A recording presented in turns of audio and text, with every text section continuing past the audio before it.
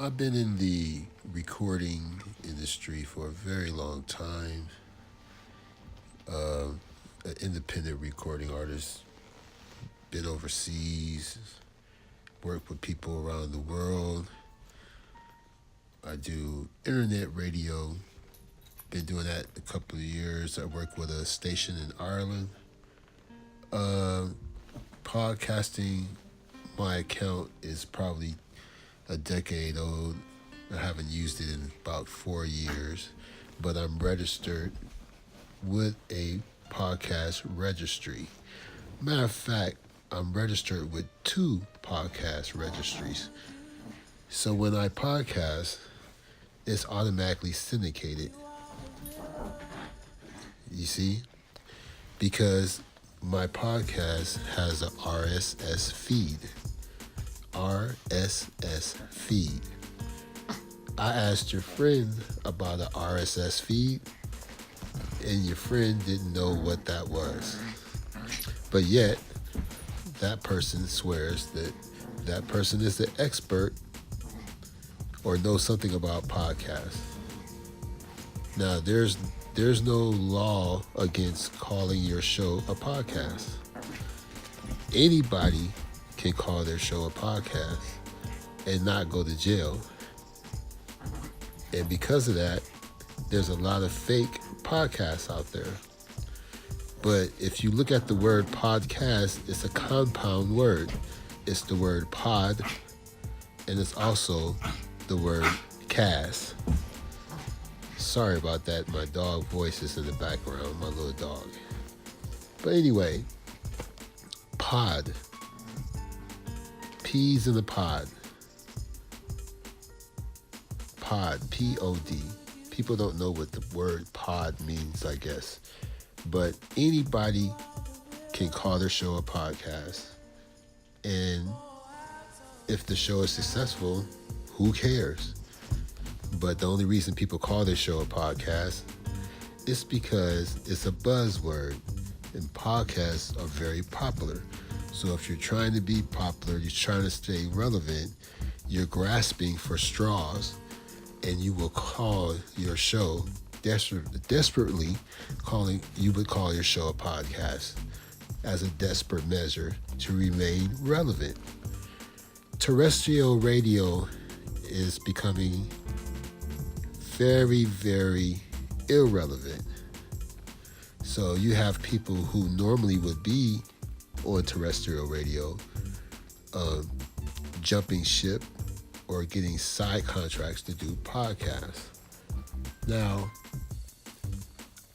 a pre-recorded radio show has nothing to do with terrestrial radio. And your friend gets confused about this because your friend is a consumer who tries to get their feet wet in the broadcast industry. If you're podcasting, if you consider yourself a podcaster and you have 9,000 subscribers, then you are a broadcaster. And you can consider yourself a professional broadcaster, but people can broadcast and still don't have a clue about the broadcasting industry. Everything in the recording industry has a standard. There's a pamphlet, there's information, and those things don't change just because a bunch of people get together and say, well, we're going to do it like this. That just means those people are outcasts. And no matter how much money they make or how much popularity they get, the keepers of a standard will not raise an eyebrow. You see what I'm saying? So if your show is an hour long, if your show is more than an hour, if you have a regular show that's 2 hours long that you call a podcast, whether you're a DJ or you're someone who interviews people, guess what? It's not a podcast, but you can call it that.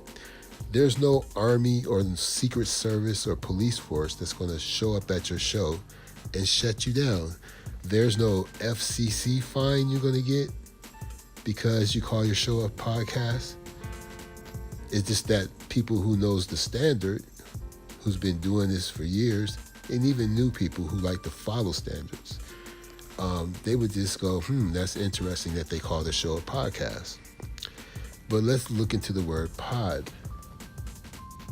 One day you're going to be able to get inside a pod and commute to work. And when you get to your area of work, the pods are going to separate from one vehicle, and your individual pod will take you to your building that you work at. Pod is a small thing within something else. The whole purpose of a podcast is for it to be brief, because nobody got time to listen to 2 hours worth of your stuff. Nobody has the patience. Even if your podcast, your so-called podcast, is 2 hours long, most people are only going to listen to it for 22 minutes. Your podcast should only be no less than 16 minutes, no more than 28 to 38 minutes. That's a standard. That's an industry standard.